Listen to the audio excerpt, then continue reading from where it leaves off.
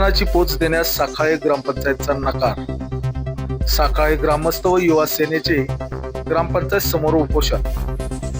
साखळेतील राजाराम बापू सहकारी साखर कारखान्याच्या बेकायदेशीर विस्तारीकरणाविरोधात ग्रामसभेत दिलेल्या कायदेशीर निवेदनाची साधी पोच देण्यास ग्रामपंचायत प्रशासनाने नकार दिल्याने गावात तीव्र संताप व्यक्त होत आहे। साखळे ग्रामपंचायतीच्या या मनमानी कारभाराविरुद्ध आणि लोकशाहीचा गळा आवळणाऱ्या भूमिकेचा निषेध करत युवा शक्ती व साखळे ग्रामस्थांनी आमरण उपोषणाचा पवित्रा घेतला आहे। पाहूया आमचं जे निवेदन होतं ते निवेदन आम्ही तिथं तोंडी स्वरूपात सांगितलं। आमचे असणारे मुद्दे आम्ही तिथे मांडले।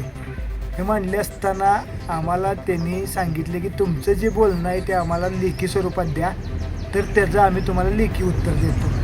मग हा विषय होता आमचा की जो राजाराम बापू कारखाना आहे त्या कारखान्याचं जे विस्तारीकरण चालू आहे प्रकल्पाचं, जो 7,000 टन प्रतिदिनावरनं 15,000 टन प्रतिदिन व कोजनरेशनचं जे 28 मेगावॅटवरनं 68 मेगावॅटपर्यंत जो विस्तार चालू आहे, ह्याच्यामुळं आमच्या गावावर, आमच्या गावातल्या जनतेच्या आरोग्यावर होणारे जे दुष्परिणाम आहेत त्याच्यासाठी आम्ही ही जे काही त्या प्रकल्पावरती अभ्यास करून त्यांनी जे अहवाल जे काढलेलं होतं त्या अहवालावरती अभ्यास करून जे मांडलेलं आहे ते आमचं मुद्दं होतं।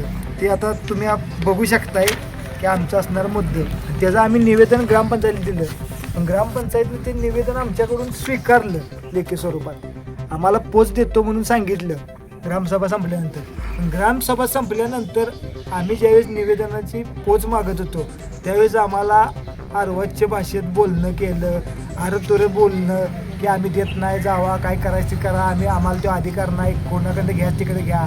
आम्ही रितसर आमची मागणी होती की तुम्ही देऊ शकत नाही तर तुम्ही लिहून द्या आम्हाला कागदावर की ह्या द्यायचा अधिकार आम्हाला नाही म्हणून। पण तसं न करता त्यांनी महिला कर्मचाऱ्यांना पुढं करून आतले कर्मचारी पळवून घालवले, महिला कर्मचारी पुढं उभा करून आम्हाला जे आम्ही निवेदन द्यायला पोच घ्यायला बसलेलो ह्यासनी सकट आम्हाला बाजूला काढलं महिलांना पुढं करून। असं करून ग्रामपंचायतला कुलूप लावलं दुपारी 3 वाजता।